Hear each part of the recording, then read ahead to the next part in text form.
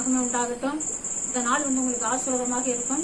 இந்த நாள்ல ஆண்டவர் உங்களுக்காக தந்த வேத வசனம் சங்கீதம் 118 5வது வசனம். நெருக்கத்திலிருந்து கர்த்தரை நோக்கி கூப்பிட்டு கர்த்தர் என்னை கேட்டர்லே சாலத்திலே வைத்தார் அப்படின்னு சொல்லப்பட்டிருக்குது. இதை கேட்கிற அருமையான சகோதரன் சகோதரியில நெருக்கத்திலிருந்து கர்த்தரை நோக்கி கூப்பிட்டேன்னு சொல்லப்பட்டிருக்குது. நீங்க அதை கேட்கிற நீங்க கூட எந்த நெருக்கத்துல இருக்கிறீங்க?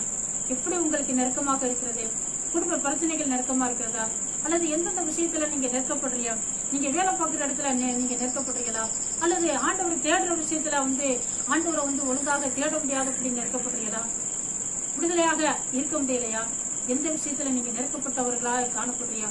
ஒடுங்கி போய் காணப்படுறது போல இருக்குது. நீங்க ஆண்டவர் நோக்கி கூப்பிட்டு கொண்டிருக்கிறீங்களா? ஆண்டவர் உங்களை விசாலமான இடம்னு சொன்னாக்க, அதாவது எந்த ஒரு நெருக்கடியும் இருக்காது, கிடுக்கமா இருக்காது, நெருக்கமா இருக்காது, கஷ்டமா இருக்காது, ஃப்ரீயா இருக்கிற போல இருக்கும். அதே போல உங்களோட வாழ்க்கையிலையும் உங்களுடைய சூழ்நிலையிலையும் ஆண்டவர் ஒரு ஃப்ரீனிஸ ஒரு ஃப்ரீயா இருக்கிற நிலையை ஆண்டவர் உங்களுக்கு உண்டாக்குவார். நெருக்கத்திலிருந்து கர்த்தரை நோக்கி கூப்பிட்டு கர்த்தரை விசாலமான இடத்துல கொண்டு வந்தான்னு சொல்லி அந்த நெருக்கத்தை பார்த்து நீங்க சோர்ந்து போயிடக்கூடாது. நெருக்கத்தை பார்த்து நீங்க ஆண்டவரை கூப்பிடுறதை விட்டு விடக்கூடாது. நெருக்கத்தை பார்த்து நீங்க ஆண்டவர் தேடுறதை விட்டு விடக்கூடாது. நெருக்கத்தை பார்த்து நீங்க ஆண்டவருக்காக செய்ய வேண்டிய கடமைகளை விட்டு விடக்கூடாது. நீங்க எந்த நிலையில இருந்தாலும் சரி, எந்த நெருக்கடியில இருந்தாலும் சரி, நீங்க ஆண்டவர் நோக்கி கூப்பிடுங்க. அந்த நெருக்கத்திலிருந்து ஆண்டவர் உங்களை விடுதலாக்குவாரு. உங்களுக்கு ஆண்டவர் விடுதலை தருவாரு. நீங்க அநேக பேருக்கு சாட்சி சொல்ற போல ஆண்டவர் உங்களை வேர்த்துவாரு. நெருக்கத்தை பார்க்க கூடாது.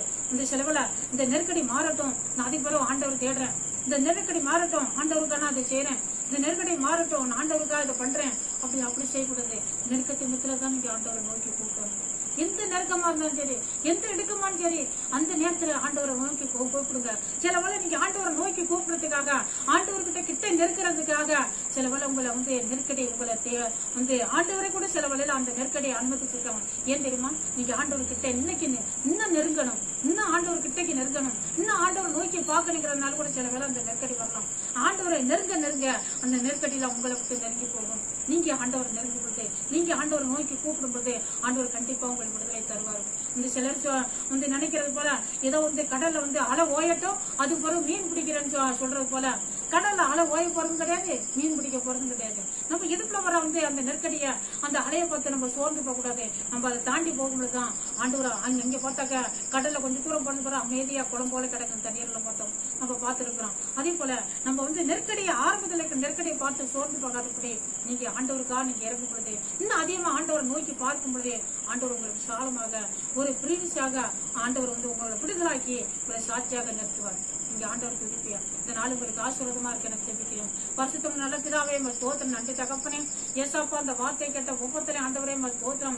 யாரெல்லாம் நெருக்கத்திலிருந்து நோக்கி கூப்பிடுறார்களோ ஏசாப்பா உங்க பிள்ளைகளை விடுதலாக்கி ஆண்டவரை விசாலமான இடத்துல ஆண்டவரை சாட்சிகளாக நிறுத்துங்க. ஆண்டவரே இயேசுவே ஸ்தோத்திரம். நன்றி ஏசாப்பா. இந்த நாளை கூட கத்தாவே ஸ்தோத்திரம். பிறந்த நாளை சந்திக்கிற பிள்ளைகளுக்காக ஸ்தோத்திரம், பெரியவர்களுக்காக ஸ்தோத்திரம், அப்பா திருமண நாளை சந்திக்கிற குடும்பத்தினர்களுக்காக ஸ்தோத்திரம். எல்லாரையும் தேவன் இந்த வருஷத்துல ஆசீர்வதிங்க ஏசாப்பா. ஸ்தோத்திரம். நன்றி ஏசாப்பா. ஸ்தோத்திரம். வியாதியும் படிக்கல இருக்கிற ஒவ்வொருத்தரையும், மருத்துவமனையில் இருக்கிற எல்லாரையும் இயேசுவின் நாமத்தால விடுதலாக்கும், சுகமாக்கும், சாட்சியாக இருக்குங்க ஆண்டவரை ஸ்தோத்திரம்.